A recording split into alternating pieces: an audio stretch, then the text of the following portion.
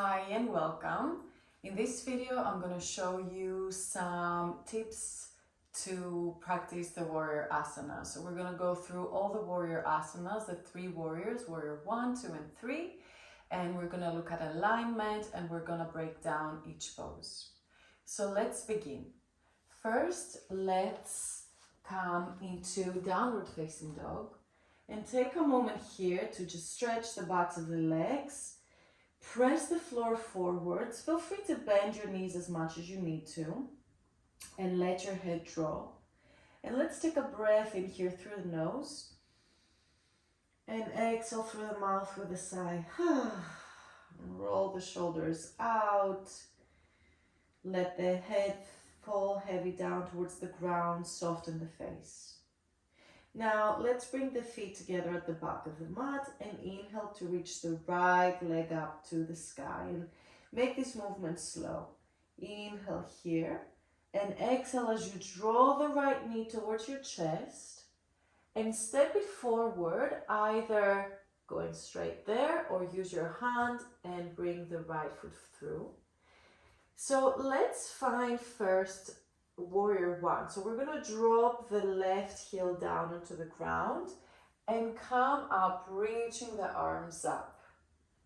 Now, a few important bits here is to make sure that your right knee is above your right heel. So really check here to see if you have that alignment. The second important thing is to make sure you can see your right big toe inside your right knee.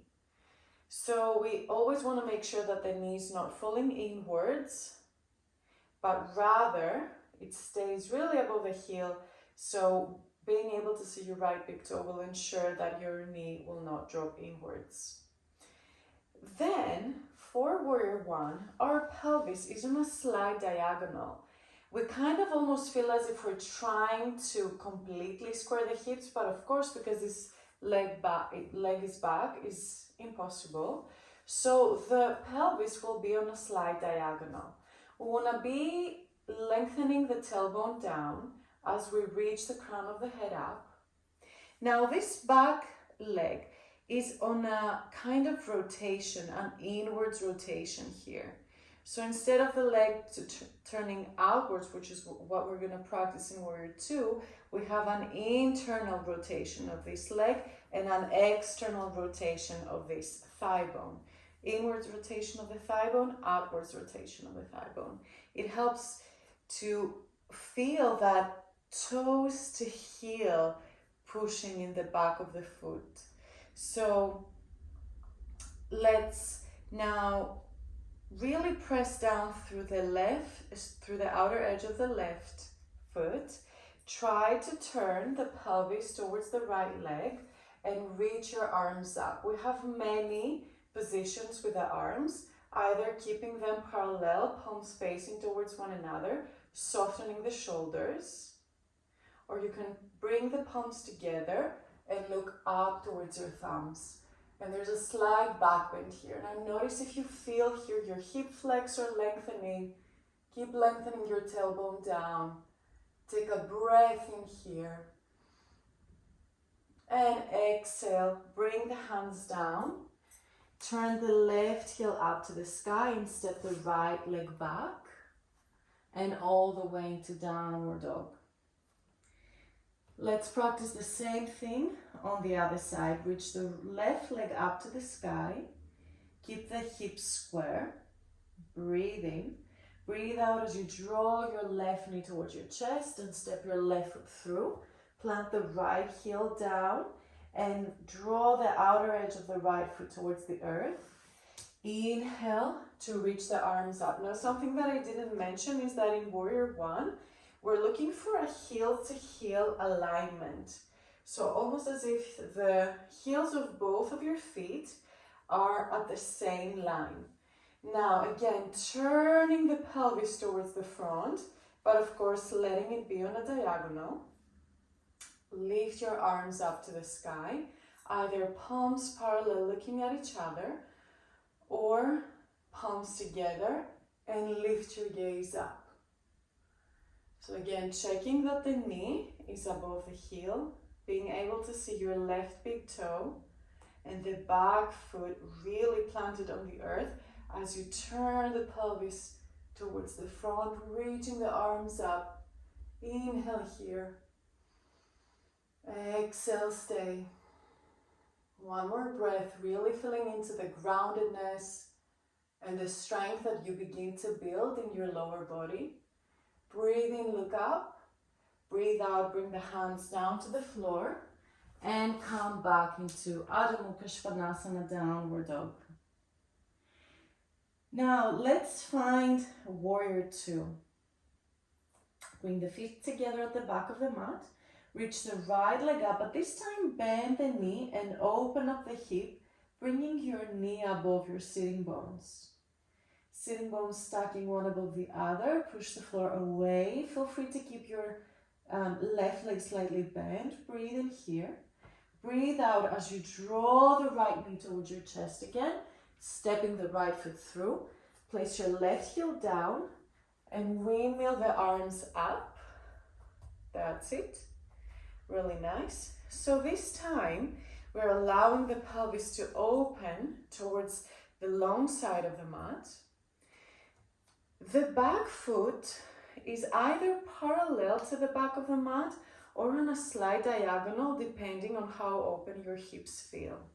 So we need the knee to be above the heel. We want to be able to see the right big toe. We want the thigh bone to be parallel to the ground, as if you would put a glass of water and it wouldn't slide down.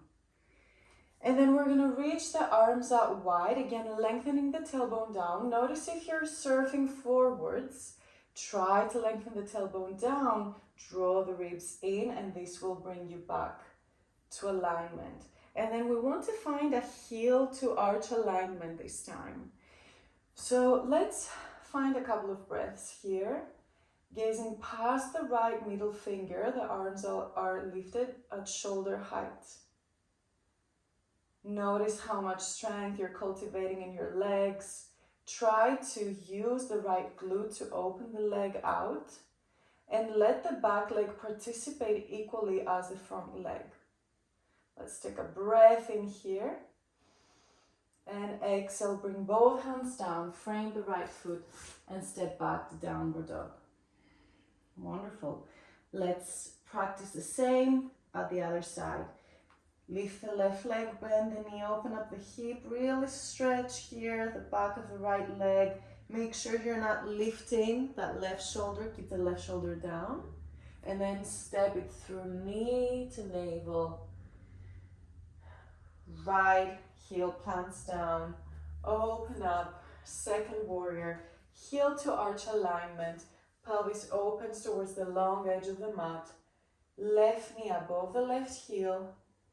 Look at your left big toe and really plant the right edge of the right foot down. Let's take a few breaths.